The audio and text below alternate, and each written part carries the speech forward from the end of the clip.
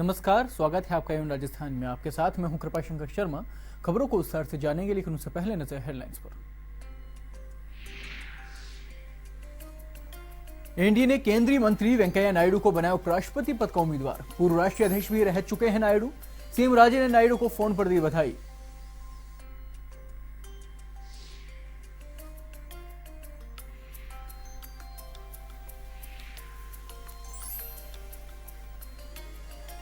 राष्ट्रपति चुनाव के लिए मतदान हुआ खत्म। विधानसभा में सीएम राजे सहित 199 विधायकों ने किया मतदान।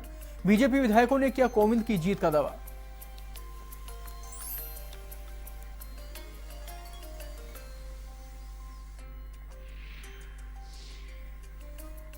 नागौर साम्राट फायरिंग में मरे युवक की हुई पहचान। लालचंद शर्मा नहीं, सुरेंद्र सिंह है मृतक। परिजनों ने की पहचान। एसएमएस अस्पताल से लिया शव।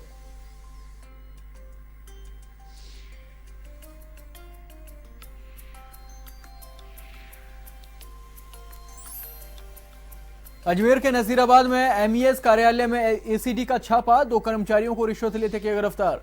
बिल पास करने की एवज में साथी कर्मचारी से मांगी थी रिश्वत।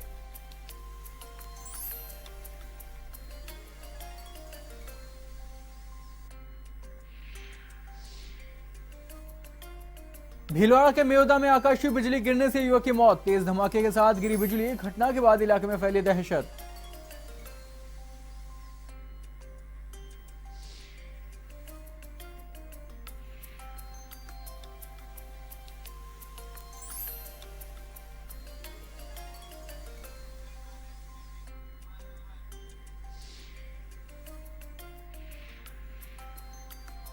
एवं राजस्थान में अब खबरें विस्तार से।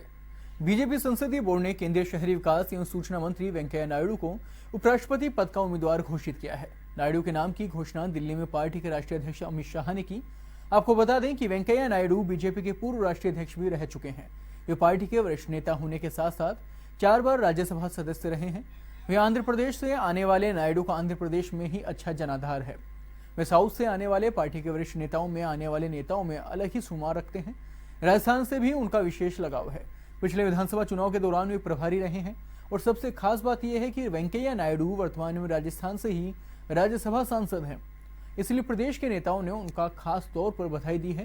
वहीं सीएम राजे, अशोक परनामी, शिक्षा मंत्री किरण माहेश्वरी समेत कई नेताओं ने उनको फोन पर बधाई दी।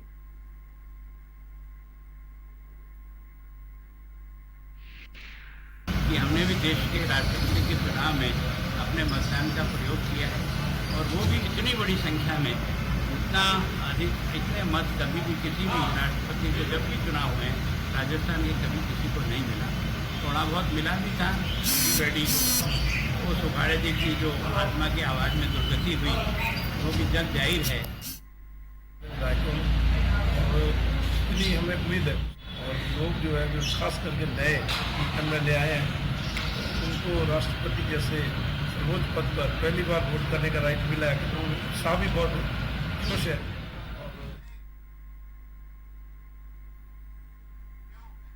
राजस्थान विधानसभा में राष्ट्रपति चुनाव के लिए मतदान संपन्न हुआ।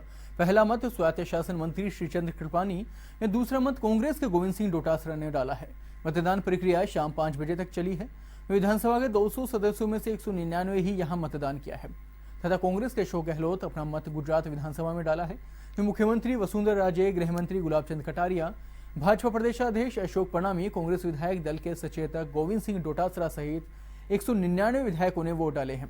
मत डालने के लिए आए विधायकों की लंबी कतारें दिखाई दी। वहीं मतदान के दौरान भाजपा अध्यक्ष परनामी ने दावा किया कि राज्य के उम्मीदवार रामनाथ कोविंद को प्रदेश से 171 विधायकों का समर्थन मिलेगा। वे भाजपा विधायकों ने कोविंद को वोट दिया है, लेकिन निर्दलीय विधायक हनुमान बेनीवाल से न तो बीजेपी और न ही कांग्रेस पार्टी ने संपर्क किया। इसलिए उन्होंने कहा कि वे जो वोट डालेंगे वो सोच समझ कर डालेंगे। वहीं विधानसभा में 199 विधायक अपना मत का प्रयोग कर उन्होंने किया है। वहीं राष्ट्रपति पद के उम्मीदवार रामनाथ कोविंद तथा मीरा कुमार के भाग्य का फैसला 20 जुलाई को होगा।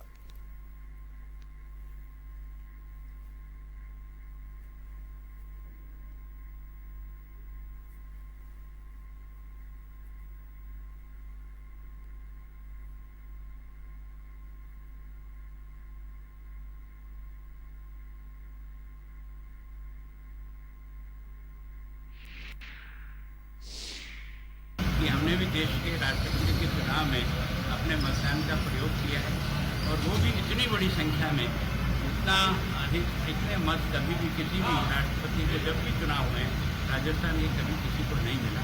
थोड़ा बहुत मिला भी था बेटी को, वो सुखाड़े जी की जो आत्मा की आवाज़ में दुर्गति हुई वो भी जग जाहिर है। और इतनी हमें उम्मीद है और लोग जो है जो खास करके नए एमएलए आए हैं उनको राष्ट्रपति जैसे सर्वोच्च पद पर पहली बार वोट करने का राइट मिला है, तो उत्साह भी बहुत खुश है और पूरी तैयारी के साथ सबने बोला। पूरे विपक्ष ने जब कमल मुरारका जी को तय किया था तो हमारा निर्णय पहले हो चुका कि हम विपक्ष के साथ हैं और केंद्रीय नेतृत्व से हमको कोई दिशा निर्देश नहीं मिले। अब समय पे हमको केंद्रीय नेतृत्व ने निर्देश दे दिए तो हमने फैसला कर लिया। राष्ट्रपति चुनाव में राजस्थान की स्थानीय पार्टी जमींदारा की दोनों विधायकों ने भी एनडीए उम्मीदवार रामनाथ कोविंद के पक्ष में मतदान किया है। पार्टी के विधायक दल की नेता कामिनी जिंदल ने इस बारे में बताया कि उन्होंने राज्यसभा चुनाव के दौरान भी बीजेपी के उम्मीदवार को समर्थन दिया था, इसलिए राष्ट्रपति चुनाव में भी वे उनकी पार्टी के उम्मीदवार का ही समर्थन कर रहे हैं। वहीं कोविंद देश के राष्ट्रपति चुने जाएंगे, इसके लिए उन्हें ही वोट दिए जा रहे हैं।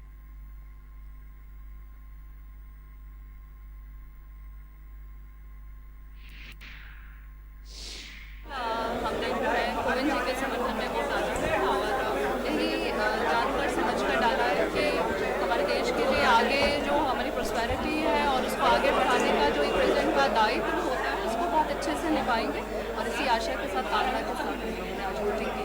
क्या आप सत्ताधारी पार्टी के साथ पहले से भी कारक रहा आपके? देखिए, राष्ट्रपति का जो चुनाव होता है वो मुझे लगता है किसी पार्टी विशेष का नहीं होता है, क्योंकि राष्ट्रपति का बस सर्वोच्च पद है, तो उसी को ध्यान में रखते हुए जो हमें कैंडिडेट बहुत अच्छा लगा है उसी के हम साथ। नागौर के सांवराज में 12 जुलाई को आनंदपाल की श्रद्धांजलि सभा के दौरान हुई फायरिंग में एक व्यक्ति की मौत हो गई थी, जिसे हरियाणा का लालचंद शर्मा बताकर प्रचारित किया जा रहा था, लेकिन 6 दिनों से मृतक की पहचान नहीं हो सकी थी। इसी बीच सोशल मीडिया पर मृतक की फोटो वायरल होने पर मृतक के पिता ने उसकी पहचान सुरेंद्र सिंह के रूप में की। मृतक के पिता कल्याण सिंह ने बताया कि हम 12 जुलाई से ही मृतक की तलाश कर रहे थे, लेकिन इसके बारे में कोई जानकारी नहीं मिल पाई।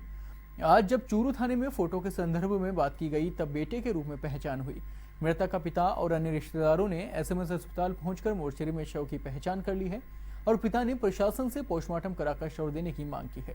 इस दौरान कई राजपूत नेता और करणी सेना के संयोजक लोकेंद्र सिंह कालवी भी मौजूद रहे।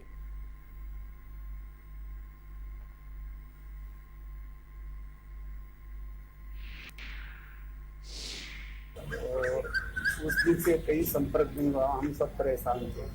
आज व्हाट्सएप पे फोटो दे के थाने में गया मैं। व्हाट्सएप पे किसने भेजी फोटो आपको? फोटो किसने भेजी व्हाट्सएप पे? मेरे रिश्तेदार आजाद साहब ने अपने व्हाट्सएप में देखा और बड़े सफल हो वो मिल रही है। आप बताएं। इस दौरान पुलिस में आपने कंप्लेंट वगैरह मैं दौड़ के पुलिस में गया तो वहाँ से बातचीत की, जो पुलिस स्टेशन में बातचीत किया, आपस में थानेदार साहब ने आए थे, आपने आपसे किया। और एक फोटो मेरे को चूरू SHO साहब ने भी उधर थाने में दिखाया, चूरू से रतनगढ़ व्हाट्सएप पर। बोले यही है, मुझे यही है। अजमेर जिले के नसीराबाद में स्थित सेना ने MES कार्यालय में ACD ने कार्रवाई करते हुए 2 कर्मचारियों को रिश्वत लेते रंगे हाथों गिरफ्तार किया है। वहीं जानकारी के अनुसार स्थानीय सैन्य दुर्ग अभियंता कार्यालय में तैनात कर्मचारी रामप्रसाद की शिकायत पर ACD ने यह कार्रवाई की है।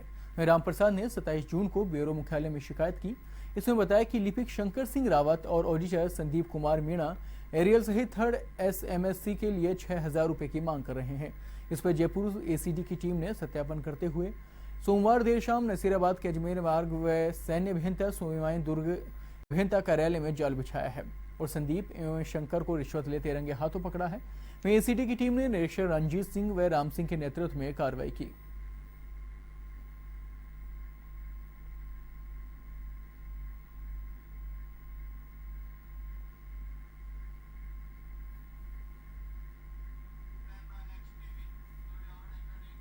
सवाईमाधोपुर के उपखंड मुख्यालय बौली में एक व्यापारी के साथ मारपीट कर 23,000 रुपए छीनने का मामला सामने आया है। एक दिन पूर्व हुई घटना के बाद पुलिस द्वारा कार्रवाई न होने के विरोध में व्यापार मंडल ने ग्राम पंचायत मुख्यालय पर प्रदर्शन कर कलेक्टर केसी वर्मा को ज्ञापन सौंपा है।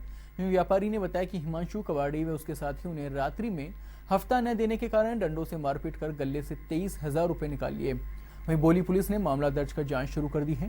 वहीं व्यापार मंडल के साथ आरोपी द्वारा पिछले काफी समय से ऐसी दर्जनों वारदात की जा चुकी हैं। वहीं घटना को लेकर व्यापारियों में आक्रोश व्याप्त है। साथ ही व्यापारियों ने शीघ्र ही गिरफ्तारी नहीं होने की स्थिति में बंद की घोषणा की है।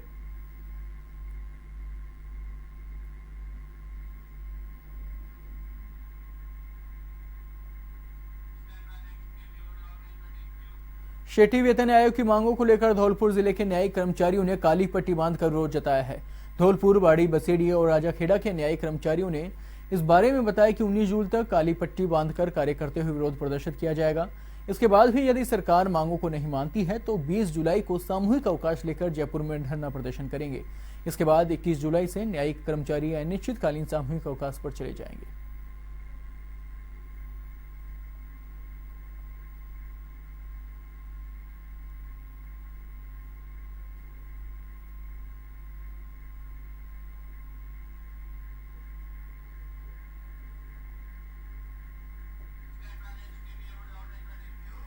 भिलवाड़ा जिले के शाहपुरा क्षेत्र में तहनवाल रोड पर सोमवार को देर शाम आकाशीय बिजली गिरने से एक युवक की मौत हो गई है। अनिया घोड़ा पंचायत के मेवदा ग्राम निवासी राजू भील व चंद्रा भील बाइक पर सवार होकर शाहपुरा में मजदूरी के बाद अपने गांव जा रहे थे। चंद्रा भील ने बताया कि रास्ते में तेज बारिश आने पर वो रुके ही थे कि अचानक आकाशीय बिजली गिरने के कारण राजू भील ही की मौके पर ही मौत हो गई। शव को सैटेलाइट चिकित्सालय लाया गया है। वहीं एएसआई सलीम मोहम्मद के अनुसार चंद्रा भील की रिपोर्ट पर मामला दर्ज कर कार्रवाई शुरू कर दी गई है।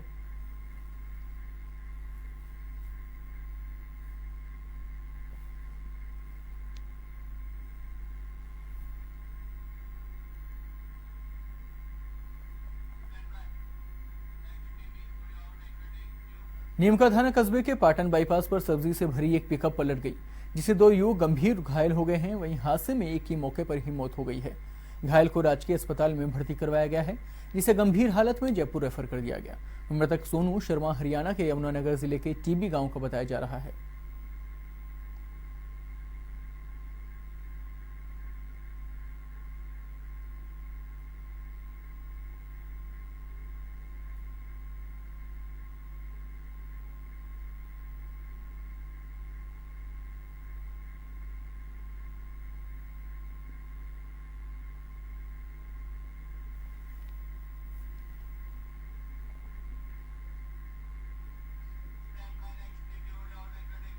भरतपुर में सोमवार को शहर के सुजान गंगा नहर में एक युवक का शव मिलने से क्षेत्र में सनसनी फैल गई। मृतक की पहचान सुरेश उर्फ हनुमान पुत्र कुंदन निवासी कोडियान मोहल्ला खेड़ने घाट के रूप में हुई है। वहीं पुलिस ने मृतक के शव का जिला अस्पताल में पोस्टमार्टम करा शव परिजनों को सौंपा है, लेकिन परिजनों ने मृतक की हत्या का आरोप लगाया है। उन्होंने दोषियों के खिलाफ कार्रवाई की मांग करते हुए खेड़ने घाट के रास्ते पर मृतक के शव को रखकर रास्ता जाम कर दिया। कोतवाली थाना प्रभारी अमर सिंह ने लोगों को समझाया, जिस पर मृतक के परिजन माने और शव को अपने साथ ले गए।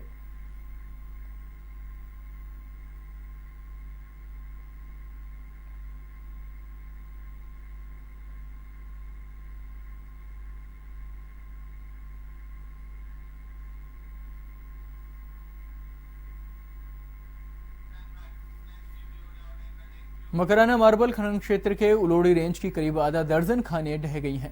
इस हादसे में पास स्थित आम रास्ता खानों में समाहित हो गया। यह हादसे का कारण ब्लास्टिंग खनन बताया जा रहा है। बीती रात को एक खान मालिक ने लालबत्ती नाम की ब्लास्टिंग की, जिसकी वजह से लाखों का माल भी मलबे के साथ ढह गया। इस हादसे में अन्य खानों की क्रेन व सेफ्टी वॉल, पड़ोस की खान की सेफ्टी वॉल सहित आम रास्ता ढह गया। वहीं हादसे की सूचना मिलने के बाद भी खान विभाग और प्रशासनिक अधिकारी मौके पर नहीं पहुंचे। गनीमत ये रही कि हादसा रात्रि में हुआ, अन्यथा बड़ी घटना हो सकती थी।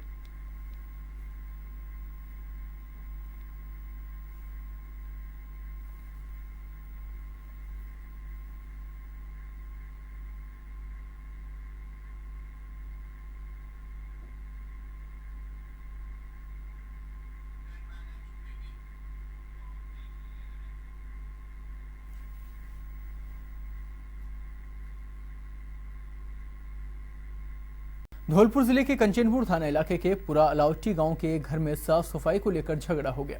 झगड़े में जेठ चिठानी ने अपनी देवरानी पर चाकुओं से वार कर उसे घायल कर दिया।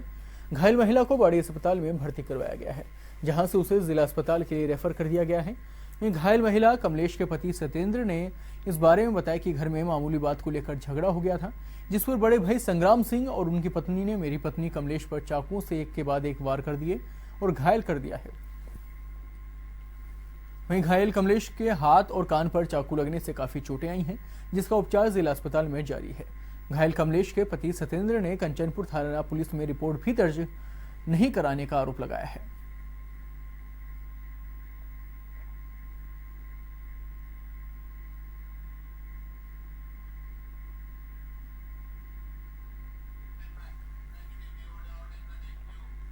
प्रतापगढ़ के धैर्यवाद में क्षेत्रीय महासभा ने आनंदपाल मामले में समाज के नेताओं के विरुद्ध सरकार पर मुकदमे दर्ज करने से संदर्भ में उपखंड अधिकारी को मुख्यमंत्री वसुंधरा राजे के नाम ज्ञापन सौंपा है।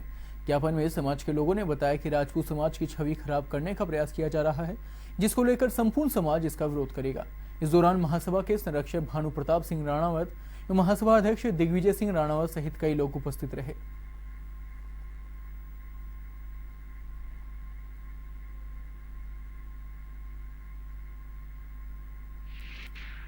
12 तारीख को सावराज में श्रद्धांजलि सभा में जो राजपूतों के खिलाफ 12,000 निर्दोष राजपूतों के खिलाफ जो मुकदमा दर्ज किया है इस सरकार ने उसके खिलाफ हमने निर्दोष राजपूतों के खिलाफ जो मुकदमा दर्ज किया है उसके खिलाफ हमने ज्ञापन दिया है। और उसके बाद के अंदर राजपूत सभा भवन के अंदर जो घुस के जो रेड करी है पुलिस ने, सरकार की मंशा क्या है, सरकार क्या चाहती है। एक श्रद्धांजलि सभा के अंदर राजपूतों ने सिर्फ न्याय की बात करी थी और बिल्कुल अच्छी तरह से अपनी बात को पेश किया था। सरकार उस बात को मानना नहीं चाहती है और सरकार अपनी दमनकारी नीति अपनाकर जो राजपूतों को डराने की कोशिश कर रही है, डराने की कोशिश करेगी तो राजपूत समाज बाहर निकलेगा और सारा राजपूत समाज मिलके जयपुर जाने की जरूरत पड़ी तो जयपुर भी जाएंगे और कूच करेंगे। करौली में पंचायत समिति के सभागार में नवनियुक्त जूनियर अकाउंटेंट की मीटिंग हुई, जिसमें नवनियुक्त जूनियर अकाउंटेंट को नई अकाउंटेंट मशीनों के बारे में जानकारी दी गई है। वहीं मीटिंग में कोषाल कार्यों से संबंधित दायित्व, समस्त प्रकार के बिल जैसी कई जानकारी भी दी गई है।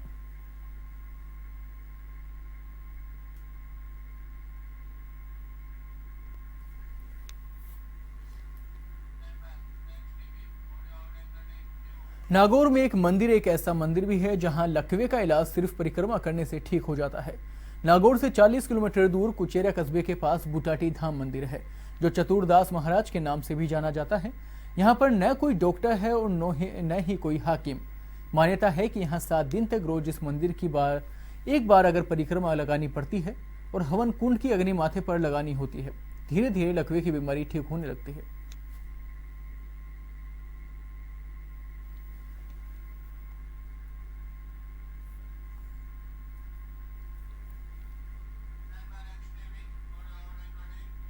सीकर के नीमका थाना में किसानों की मांगों को लेकर अखिल भारतीय किसान महासभा के आह्वान पर किसान कर्फ्यू लगाकर प्रदर्शन किया गया।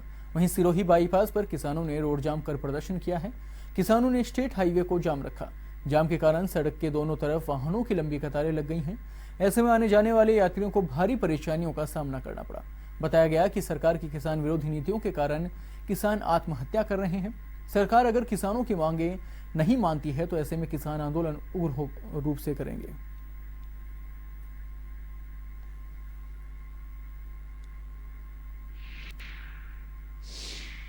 अखिल भारतीय किसान सभा के आह्वान पर किसान कर्फ्यू लगाया गया है, जिसके अंदर प्रातः 8 बजे से 12 बजे तक सारी सड़कें जाम है। और हमारी किसानों की निश्चित रूप से जो मांग है वो मांग है, एक तो किसानों का कर्जा माफ किया जाए, क्योंकि कर्नाटक के अंदर, पंजाब के अंदर, महाराष्ट्र के अंदर किसानों का कर्जा माफ हो सकता है, तो राजस्थान में किसानों का कर्जा माफ क्यों नहीं हो सकता। हमारी दूसरी मांग है स्वामीनाथन आयोग की रिपोर्ट लागू की जाए, जो काफी समय से लंबी अटकी हुई है। और तीसरी हमारी प्रमुख मांग है जो पशु क्रूरता कानून जो मोदी सरकार ने 2017 में पारित किया है, जिसमें जो किसान को बर्बाद करने का कानून है, उस कानून को तुरंत प्रभाव से वापस लिया जाए। जिले भर में मानसून सक्रिय है, लेकिन आपदा बचाव के नाम पर प्रशासन की कोई पुख्ता तैयारियां नहीं है।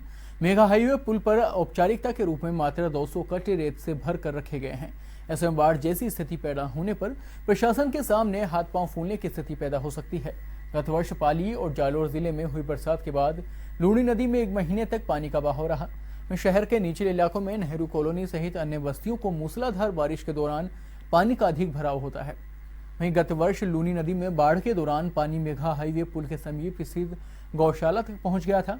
ऐसे में पानी की आवक ज्यादा होने पर बचाव को लेकर कोई साधन उपलब्ध नहीं है। नगर परिषद अधिकारियों के अनुसार आपदा प्रबंधन को 100 लाइफ जैकेट, 100 ट्यूब और 2000 रेत के कट्टे भरवा कर रखे जाएंगे। वहीं नाव के लिए प्रस्ताव भी भिजवाया गया है।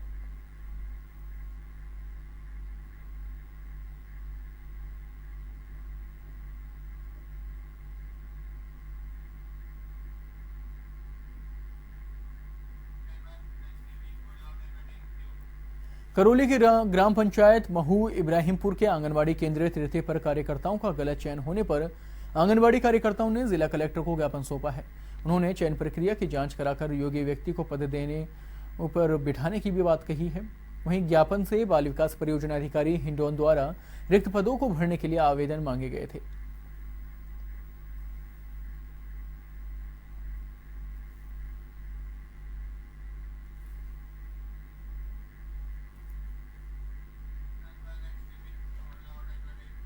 जयपुर के सांभर लेक में अखिल भारतीय किसान सभा तहसील कमेटी अध्यक्ष बनवारी लाल कुड़ी के नेतृत्व में सैकड़ों किसानों ने उपखंड अधिकारी को ज्ञापन देने पहुंचे। उपखंड अधिकारी अपने कार्यालय के बाहर नहीं आने पर सभी कार्यकर्ता चैम्बर के बाहर धरना देकर बैठ गए, जिस पर उपखंड अधिकारी अशोक कुमार शर्मा ने चैम्बर से बाहर आकर ज्ञापन लिया। लेकिन किसानों ने वार्ता के लिए समय मांगते हुए चैम्बर में जाकर अपनी समस्याओं के बारे में अवगत करवाया, जिस पर अधिकारी ने ज्ञापन की प्रति सरकार तक पहुंचाने का आश्वासन दिया है। वे किसानों ने मांगे पूरी नहीं होने पर 7 दिवस बाद पुनः धरना देने की चेतावनी दी।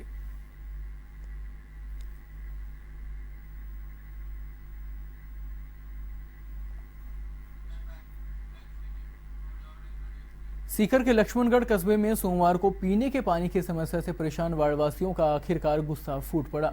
महिलाओं सहित वार्डवासियों ने जलदायु विभाग कार्यालय पहुंचकर विरोध प्रदर्शन किया है। इस दौरान लोगों ने पानी की समस्या से निजात दिलाने की मांग की। लक्ष्मणगढ़ के वार्ड संख्या 30 के वार्डवासियों ने जलदायु विभाग के अधिकारियों पर लापरवाही का आरोप लगाते हुए इस बारे में बताया कि वार्ड में करीब 1 साल से पीने की पानी की समस्या चल रही है, जबकि जलदायु विभाग के अधिकारियों को बार बार शिकायत भी की गई, लेकिन इसके बावजूद समस्या से निजात नहीं मिल पाया।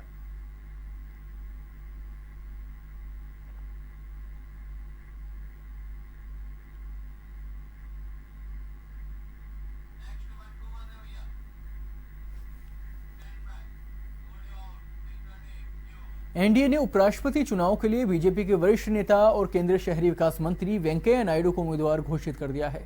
पार्टी के राष्ट्रीय अध्यक्ष अमित शाह ने दिल्ली में नायडू के नाम की घोषणा की।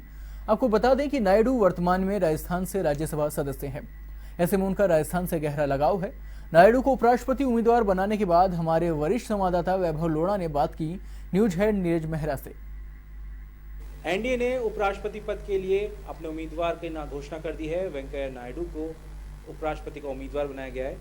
तमाम बीजेपी के बड़े नेताओं ने इस चीज़ की सहमति जाहिर करी। उसके बाद अमित शाह ने इस चीज़ का ऐलान कर दिया। इस मामले में ताज़ा जानकारी के लिए हमारे वरिष्ठ सहयोगी नीरज मेहरा जी हमारे साथ मौजूद हैं और उनसे हम जानने की कोशिश करते हैं कि आखिर वेंकैया नायडू का नाम उपराष्ट्रपति पद के लिए क्यों चुना गया। बताए नीरज जी। देखिए बाबू, आपको बता दूं, क्योंकि वेंकैया नायडू भारतीय जनता पार्टी के वरिष्ठ नेता है, पार्टी के राष्ट्रीय अध्यक्ष रहे हैं, 4 बार राज्यसभा सदस्य रहे हैं। वर्तमान में भी वो शहरी विकास एवं सूचना एवं प्रसारण मंत्री थे और साउथ से आते हैं। सबसे बड़ी बात यह है कि अभी जो राष्ट्रपति के उम्मीदवार है रामनाथ कोविंद साहब, वो उत्तर भारत से आते हैं। ऐसे में साउथ को ऐसा नहीं लगना चाहिए था कि उनकी उपेक्षा हो रही है। तो कहीं ना कहीं भारतीय जनता पार्टी ने और एनडीए ने संदेश देने का प्रयास किया है कि वो सबका ख्याल रखने वाली पार्टी है, सबका ध्यान रखने वाली पार्टी है। और वेंकैया नायडू के नाम की उन्होंने जो विधिवत घोषणा की है, उससे ये जो एक संदेश जाएगा पूरे देश भर में कि भारतीय जनता पार्टी सबका ख्याल रखने वाली पार्टी है। और जो अन्य जो सहयोगी दल है उनको भी, जो क्योंकि दूसरी जो पार्टियां हैं उनको भी लगेगा कि उनका एक उम्मीदवार है। तो कहीं ना कहीं ये संदेश देने की एक राजनीति है और उनको पता है कि उनके पास बहुमत भी पूरा है। ऐसे में उपराष्ट्रपति पद पर जो है उनकी ताजपोशी भी होना लाजमी है। वैभव, उनके सामने बताया जा रहा है विपक्ष में उनके सामने कैंडिडेट होगा और क्या ये लगा जा रहा है कि महात्मा गांधी हैं, उनके जो पोते हैं, उनको यूपी अपनी तरफ से प्रत्याशी बना रही है। तो उसमें कहीं ना कहीं वेंकैया नायडू भारी साबित होंगे। देखिए बाबू जी, बिल्कुल आपको बता दूं, महात्मा गांधी के पोते का नाम का उन्होंने ऐलान किया, लेकिन जो इस समय वोटों के गणित का आंकड़ा है वो कहीं भी विपक्ष के पक्ष में जाता हुआ नहीं दिखाई दे रहा। विपक्ष काफ़ी कमज़ोर है इस मामले में, क्योंकि उनके पास वोटों की गणित नहीं है। अधिकांशतः राज्यों में भारतीय जनता पार्टी का शासन है या उनके सहयोगी घटक दलों के साथ उनकी सरकार है। केंद्र में भी जो उनकी भारी बहुमत से सरकार है। ऐसे में उपराष्ट्रपति पद हो चाहे राष्ट्रपति पद हो, वहाँ पर जो एनडीए के उम्मीदवार है वही जीतता हुआ नज़र आ रहा है। लेकिन आपको बता दूं कि राजस्थान के लिए भी ये खुशी की बात है, क्योंकि वेंकैया नायडू वर्तमान में राज्यसभा सदस्य राजस्थान से ही है। राजस्थान से उनका लंबा नाता रहा है। जब वे राष्ट्रीय अध्यक्ष रहे थे तब से लेकर अब तक लगातार राजस्थान में से उनके राजस्थान के जो स्थानीय नेता उनसे जुड़ाव रहा है। खासतौर पर पिछले जो विधानसभा चुनाव हुए थे, राजस्थान के प्रभारी भी वेंकैया नायडू ही थे। तो ऐसे में राजस्थान के लोगों के लिए भी एक खुशी का माहौल है कि क्योंकि राज्यसभा सदस्य जो उनके प्रदेश से है, तो कहीं न कहीं उनका लगाव इससे जुड़ जाता है। बिल्कुल नीरज जी, क्योंकि वेंकैया नायडू राजस्थान से ही वर्तमान में सांसद हैं और शहरी विकास मंत्री भी हैं, केंद्रीय मंत्री भी हैं, तो कहीं ना कहीं राजस्थान के जो लोग हैं उनका वाकई में, जो राजस्थान के जो नेता लोग हैं उनका वाकई में उनसे काफ़ी अच्छा जुड़ाव है। खैर आपको बता दें 5 अगस्त को चुनाव की डेट का ऐलान हो चुका है और 5 अगस्त को उपराष्ट्रपति चुनाव होना तय है।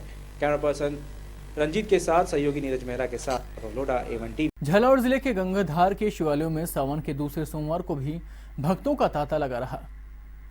कायावर्णेश्वर महादेव के आसरा में दर्शनार्थियों की भीड़ लगी रही। वहीं पिछले 4 वर्षों से यहां हो रही परिक्रमा यात्रा में बड़ी संख्या में श्रद्धालु पहुंचते हैं।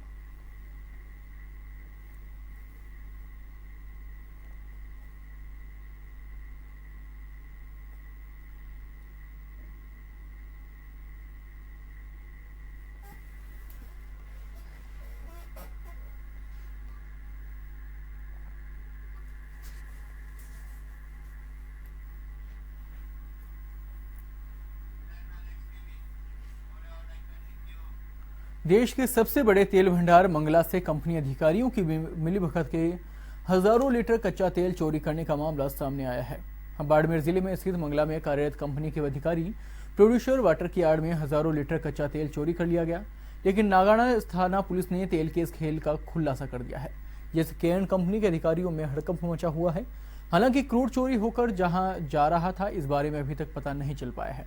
दरअसल शिकायत के आधार पर नागाना पुलिस ने बयातू के सरस्वती वेल पैड नंबर 1 से प्रोड्यूस वाटर भरकर आ रहे टैंकर को रुकाकर तलाशी ली, तो टैंकर के 3 कंपाउंड में प्रोड्यूसर वाटर व 2 कंपाउंड में क्रूड ऑयल भरा हुआ मिला। पुलिस ने टैंकर चालक सीताराम से कड़ी पूछताछ की तो उन्होंने बताया कि कंपनी के अधिकारियों व कर्मचारियों से मिलकर टैंकर में प्रोड्यूसर वाटर की जगह क्रूड ऑयल भरकर प्रोड्यूसर वाटर के कागजात तैयार करवाए थे। इसके अलावा इस मामले में पुलिस ने शक के आधार पर खेत सिंह की प्याऊ के पास बनी एक फैक्ट्री को सीज कर बाहर पुलिसकर्मी तैनात किए हैं। वहीं आशंका ये जताई जा रही है कि क्रूड ऑयल चोरी होने के बाद इस फैक्ट्री में बेचा जाता था। हालांकि पुलिस अधिकारी मामले की कड़ी से कड़ी जोड़कर जांच करते हुए नजर आ रहे हैं।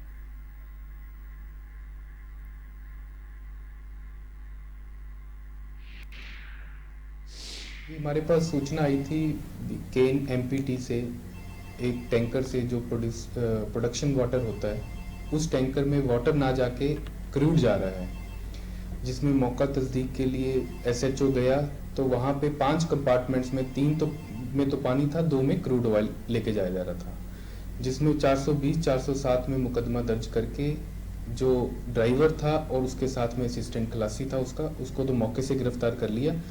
इसकी पूरी चेन क्या है, कंपनी में किसकी मिलीभगत है, आगे कहाँ जा रहा था, उस संबंध में अनुसंधान अभी जारी। जयपुर विद्युत भवन में विद्युत विभाग के एमडी आरजी गुप्ता ने जन सुनवाई की है।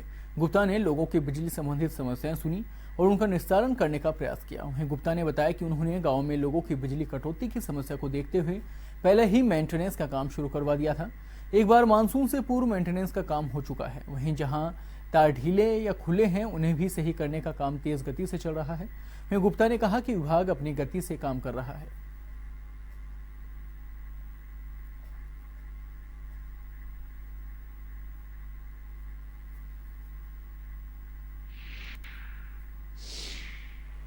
जल्दी देना चाहिए था आदेश, जैसे शहर में होता ना मेंटेनेंस, ऐसा गाँव में होता नहीं है, करता नहीं था कोई। हमने कहा भाई गाँव में भी करो, लाइन तो वैसी ही है।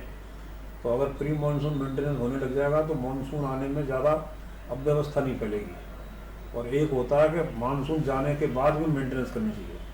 तो हमने जो है पूरे गांव में 2 बार मेंटेनेंस का कार्यक्रम शुरू किया है, एक तो मानसून से पहले और मानसून के बाद। मुझे लगता है कि इसमें लाइनों की हालत दुरुस्त हो जाएगी, बार बार लाइनें टूटना, आदमी मरना, इससे थोड़ी निजात मिलेगी। झुंझुनू के गुढ़ागौड़जी इलाके में भी किसान कर्फ्यू का खासा असर देखने को मिला है। व्यापारियों ने भी किसानों का समर्थन किया है और अपने अपने व्यापारिक प्रतिष्ठान बंद रखे हैं। सुबह 8 से 12 बजे तक किसानों ने गुढ़ागौड़जी थाने के सामने बैठकर स्टेट हाईवे को जाम रखा और सभा की। वहीं सभा को पूर्व उपजिला प्रमुख विद्याधर सिंह गिल सहित अन्य किसान नेताओं ने संबोधित किया, जिसमें उन्होंने कहा कि जब तक सरकार किसानों के कर्ज माफ नहीं करेगी और समर्थन मूल्य किसानों के अनुरूप नहीं करेगी, तब तक आंदोलन जारी रहेगा। जाम के दौरान वाहनों की लंबी लंबी कतारें भी लग गई।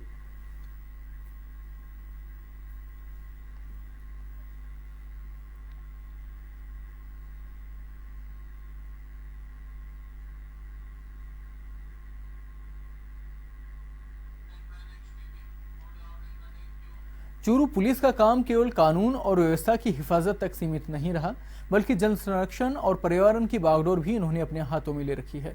मुख्यमंत्री जल स्वावलंबन अभियान के तहत गांव गाजसर में पुलिस द्वारा गोद लिए गए कनाड़ा जोहड़ में चूरू पुलिस ने अपना सामाजिक सरोकार निभाते हुए वृक्षारोपण किया है। वहीं एसपी राहुल बारहट की अगुवाई में वृक्षारोपण कार्यक्रम में पुलिस अधिकारियों व जवानों ने 2 घंटे में 500 पौधे लगाए हैं। एसपी राहुल बारहट, जिला प्रमुख हरलाल सहारन, एडीएम राकेश कुमार, एएसपी केसर सिंह शेखावत ने पीपल के पौधे लगाकर कार्यक्रम का शुभारंभ किया। वहीं गौरतलब है कि मुख्यमंत्री जल स्वावलंबन अभियान के तहत अपने 1 दिन का वेतन अंशदान के रूप में देकर पुलिस द्वारा ये जोहड़ तैयार करवाया गया है, जिसको पर्यटक स्थल के रूप में विकसित करने का काम लगातार जारी है।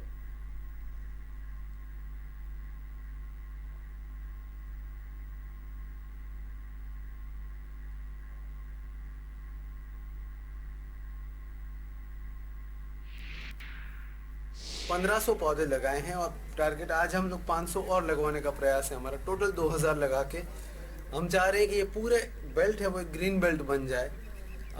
एक अलग से एक पिकनिक स्पॉट की तरह भी इसको हम डेवलप करना चाह रहे हैं कि यहाँ आसपास शहर से गांव से कोई भी व्यक्ति आए, शाम में थोड़ी देर बैठ के पौधों का और उसका आनंद ले, वृक्षों का और पानी का। इसी के साथ यहाँ पर जो वन्य जीव हैं, खास करके हिरण हैं बहुत बड़ी तादाद में, इनके लिए भी एक अच्छा एक जगह हो जाएगी, हेवन हो जाएगा इनके लिए यहाँ पर रुकने के लिए।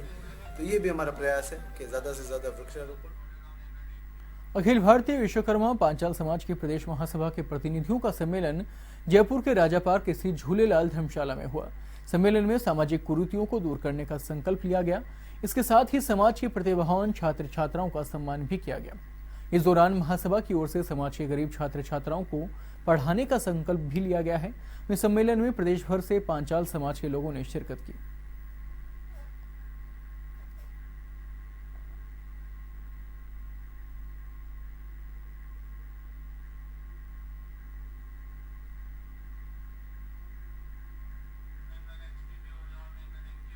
परबतसर में सावन माह के दूसरे सोमवार को खारिया तालाब पर स्थित प्राचीन शिव मंदिर में महाकाल ग्रुप के दारा सिंह गन्ने के जूस से रुद्राभिषेक किया गया है। साथ ही पुष्कराज से लाए कांवड़ियों ने भी शिवलिंग पर जल चढ़ाकर अच्छी बारिश की कामना की। वहीं शिवफूल मालनिया मंदिर किले के बालाजी में भी भीलपत्र दूध जल चढ़ाकर शिवलिंग की पूजा अर्चना की गई।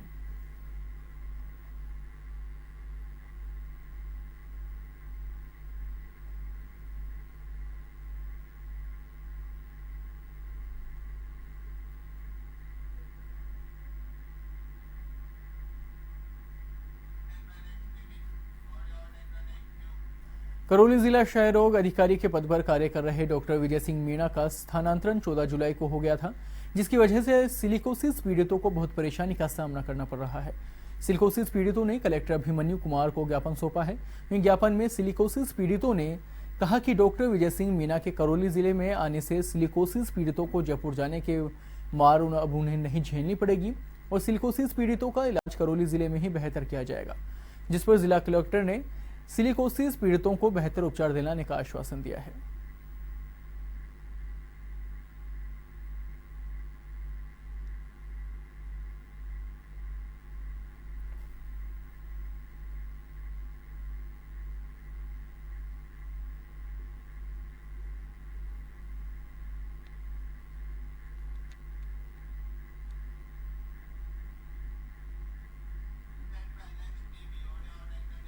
झुंझुनू के इंडाली रोड पर किसानों ने सड़क मार्ग जाम किया। इससे झुंझुनू में अधिकतर गांवों का कनेक्शन शहरों से कटा रहा।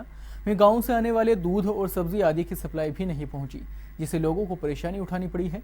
वहीं किसान नेता राजेंद्र फौजी ने कहा कि यदि राजस्थान के किसानों का कर्जा माफ नहीं किया जाता है और स्वामीनाथन रिपोर्ट लागू नहीं की जाती है तो किसान आंदोलन जारी रखेंगे।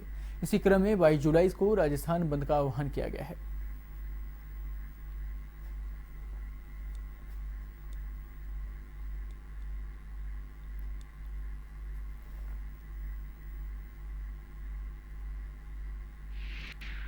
आज हम लोग किसानों का कर्जा मुक्त और किसानों को उचित मूल्य मिलने के लिए यहाँ किसान कर्फ्यू लगाया गया है और किसान कर्फ्यू में गांव का आदमी गांव में और शहर का शहर में, ये हमारी मांग है। और आज हम ना तो यहाँ कोई सरकारी संस्थाएं चल रही हैं, ना हम शहर के आदमी को गांव में घुसने दे रहे हैं, ना गांव के आदमी को शहर में घुसने दे रहे हैं। और हम सरकार से मांग कर रहे हैं कि हमारा जो किसान, अगर पंजाब यूपी के किसानों का कर्जा माफ हो सकता है, राजस्थान के किसान का कर्जा भी माफ होना चाहिए।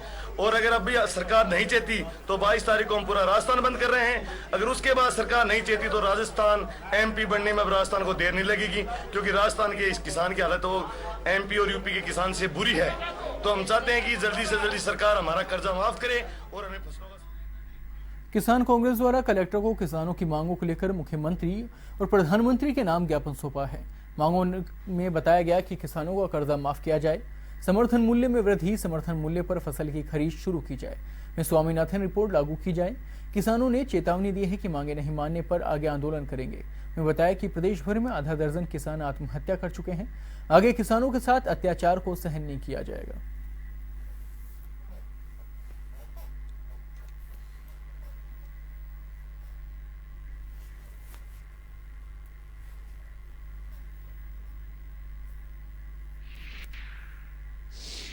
कलेक्टर साहब को ज्ञापन दिया है प्रधानमंत्री और राजस्थान के मुख्यमंत्री के नाम पे कि किसानों का कर्जा माफ करो, इनका समर्थन मूल्य बढ़ाया जाए, समर्थन मूल्य पर सरकार खरीद चालू की जाए और किसानों का एक स्वामीनाथन रिपोर्ट बनी थी वो लागू की जाए। झुंझुनू के उदयपुरवाटी पंचायत समिति प्रधान के खिलाफ अविश्वास प्रस्ताव में रोज नए मोड़ आ रहे हैं। इसी क्रम में 3 दिन पहले जिस पंचायत समिति सदस्य का अपहरण हुआ था, वो सदस्य राजेंद्र गुर्जर अपने घर पहुंच गया है, जिसके बाद परिजनों ने उसके आने की सूचना गुढ़ागौड़जी पुलिस को दी है और पुलिस ने मौके पर पहुंचकर राजेंद्र गुर्जर के बयान लिए हैं।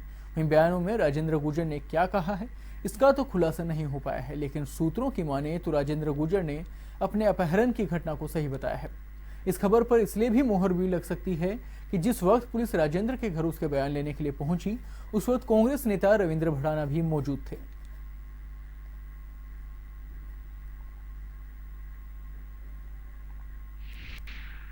शंकरलाल ने दर्ज करवाया था कि मेरा पुत्र पंचायत समिति सदस्य है, जिसका दिनांक 14/7/17 को अपहरण हुआ।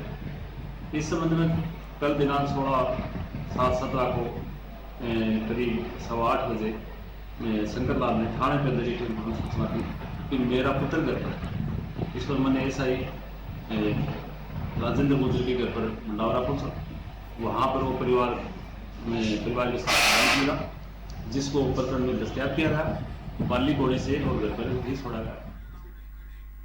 किसानों के कर्जा माफी को लेकर भीलवाड़ा जिला कलेक्ट्रेट कार्यालय पर जिला किसान कांग्रेस कमेटी के कार्यकर्ताओं ने प्रदर्शन किया है। उन्होंने राज्यपाल के नाम जिला कलेक्टर को ज्ञापन देकर कर्जा माफ करने की मांग की। वहीं कमेटी के जिलाध्यक्ष राजेश चौधरी ने कहा कि सूखे और अतिवृष्टि के कारण किसानों की पिछले कई वर्षों से फसलें खराब हो रही हैं, जिसके कारण किसान हर वर्ष कर्ज के तले दबता जा रहा है। इसके चलते किसान आए दिन आत्महत्या कर रहे हैं। चौधरी ने भी कहा कि यदि हमारी मांगे पूरी नहीं होती हैं तो उग्र आंदोलन किया जाएगा। जिला किसान कांग्रेस कमेटी के द्वारा राज्यपाल के नाम जिला कलेक्टर महोदय को ज्ञापन दिया गया। इस ज्ञापन में हमारी ये मांग रही कि जो स्वामीनाथन आयोग की रिपोर्ट है उसको सरकार लागू करे।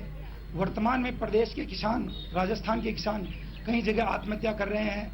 ऐसा नहीं हो कि भीलवाड़ा में भी ये स्थिति बने और यहाँ के किसान कर्ज से मजबूर होकर आत्महत्या करें। इसी बात को आगाह करते हुए मैंने आज ज्ञापन दिया और कलेक्टर साहब से निवेदन किया कि कर्ज माफी की जो हमारी मांग है, किसानों की मांग है, राज्य सरकार तक पहुँचाएं और प्रदेश के किसानों का कर्ज माफ करें। और उससे भी बड़ी दुखी बात यह है कि अभी भी जो बैंक है जिन्होंने किसानों को लोन दे रखा है वो किसानों को लगातार परेशान कर रहे हैं। उनके नोटिस निकाल रहे हैं और ये धमकी दे रहे हैं किसानों के घर पे जा जा करके कि हम तुम्हारी जमीन को नीलाम करेंगे। इस स्थिति में अगर किसान आत्महत्या करता है या और कोई करता है तो उसकी जिम्मेदारी प्रशासन की होगी। इस बात को लेकर हम आज जो किसान कांग्रेस के माध्यम से हमने जो ज्ञापन दिया, अगर समय रहते सरकार ने स्थिति नहीं सुधारी।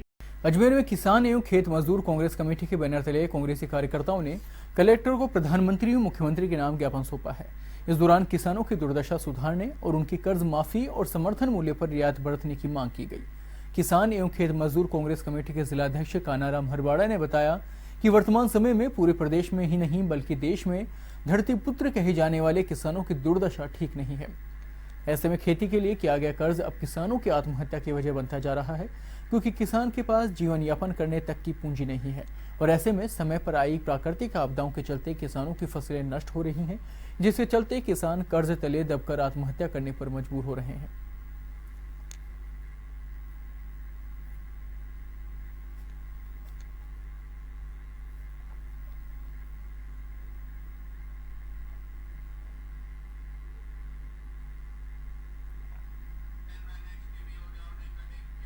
नागौर के परबतसर में 20 दिन पहले हुई मानसून की पहली बरसात के बाद बारिश नहीं होने से फसलें मुरझाने लगी हैं, जिससे किसानों के चेहरे पर मायूसी छाई हुई है। आपको बता दें कि 20 दिन पहले हुई बरसात के बाद किसानों ने खेतों में बुआई कर दी, लेकिन उसके बाद बारिश नहीं होने से फसलें सूखने के कगार पर हैं, जिसको लेकर किसान बेहद चिंतित हैं। ऐसे में किसानों ने लोक देवताओं की ज्योति निकालकर बारिश की कामना कर रहे हैं।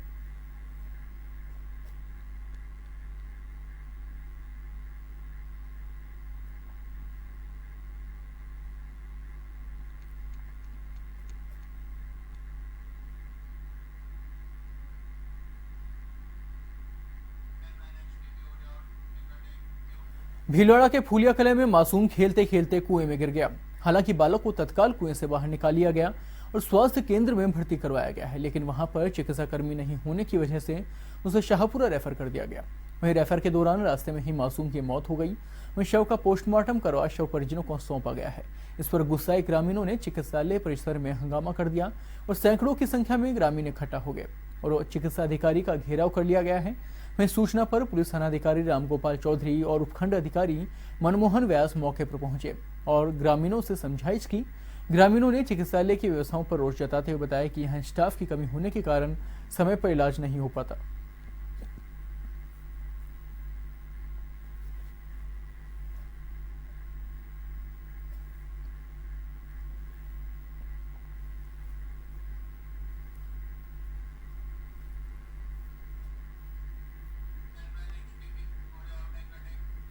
जयपुर के स्टैचू सर्किल स्थित बिरला ऑडिटोरियम में ओएसए एनजीओ द्वारा उम्मीद 17 प्रोग्राम का आयोजन किया गया है। Open for smile always NGO संचालक पंकज शर्मा ने बताया कि एनजीओ करीब 3 साल से समाज में फैली कुरीतियों गरीब बच्चों के लिए कार्यान्वित है। इस प्रोग्राम के द्वारा गरीब बच्चों के हुनर को एक मंच प्रदान किया जा रहा है। नन्हे बच्चों की रंगारंग प्रस्तुतियों के साथ ही म्यूजिक बैंड और फैशन शो जैसे कार्यक्रमों की भी प्रस्तुतियां दी गई। इस प्रोग्राम में Swami Pragyanand Mantransh green resources CEO Umesh Kumar Sharma, अतिरिक्त पुलिस महानिदेशक सौरभ श्रीवास्तव, राज्य मंत्री देवस्थान विभाग राजकुमार रेणुआ भी मौजूद रहे।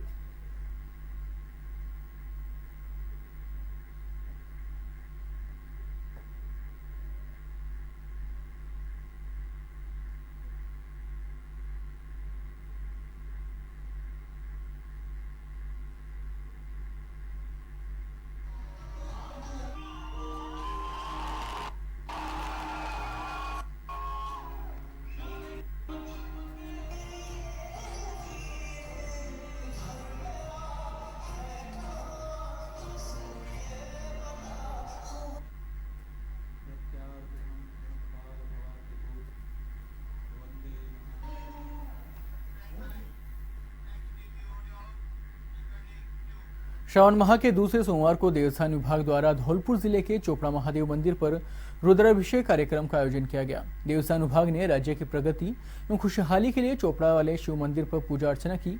इस मौके पर भोले भंडारी के दर्शनों के लिए श्रद्धालुओं की भारी तादाद मंदिर में जुटी रही। पूजा अर्चना के बाद श्रद्धालुओं को प्रसादी वितरित की गई है।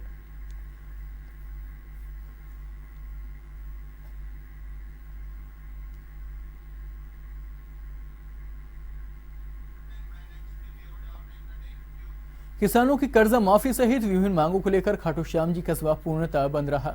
वहीं किसान सभा द्वारा जगह जगह चक्का जाम किया गया है, जिससे श्याम भक्तों सहित लोगों को परेशानी का सामना करना पड़ा। साथ ही किसान सभा के कार्यकर्ताओं ने जुलूस के रूप में कस्बे में नारेबाजी करते हुए स्वामीनाथन रिपोर्ट लागू करने, किसानों का कर्जा माफ करने की मांग की। वहीं इस मौके पर पूर्व विधायक अमराराम भागचंद लामिया, शहर बलौदा सहित सैकड़ों कार्यकर्ता उपस्थित रहे।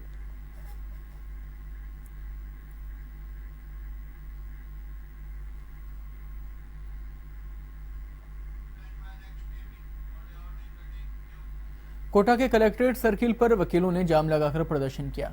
वहीं वकीलों ने स्टेशन जाने वाले मुख्य मार्गों को दोनों तरफ से जाम लगाकर बंद कर दिया, जिससे स्टेशन जाने वाले मार्ग बंद हो गए हैं। आपको बता दें कि अभिभाषक परिषद के पूर्व अध्यक्ष रमेश चंद की गिरफ्तारी का विरोध करने के लिए वकील सड़क पर उतरे थे। वकीलों ने इसके विरोध में न्यायालय परिसर में भी न्यायिक कार्यों का बहिष्कार किया। वहीं वकील रमेश कुशवाहा के साथ बदसलूकी के मामले पर वकीलों ने मांग की है कि एसएचओ भवानी शर्मा को निलंबित किया जाए।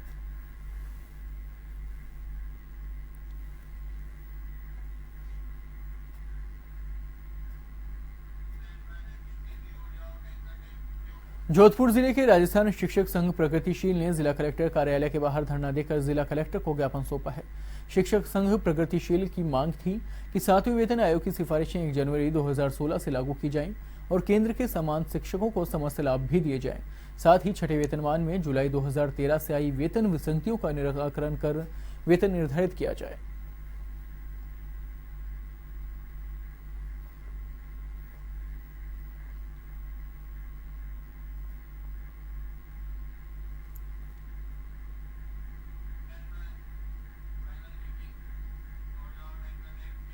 नीम का थाना कस्बे में जीएसटी की फीडबैक बैठक आयोजित की गई। अतिरिक्त आयुक्त जीएसटी विनोद शर्मा ने जीएसटी को देश के विकास उन्मुख बताया है। शर्मा ने सभी व्यापारियों की आशंकाओं को दूर करते हुए कहा कि जीएसटी से देश के विकास के लिए चहुमुखी द्वार खुलेंगे।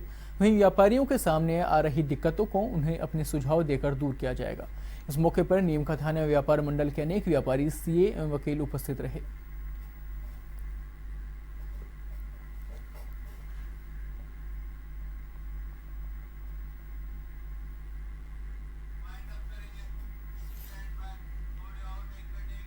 फिलहाल खबरों में इतना ही। देश और दुनिया की बाकी खबरों के लिए देखते रहिए वन टीवी। नमस्कार।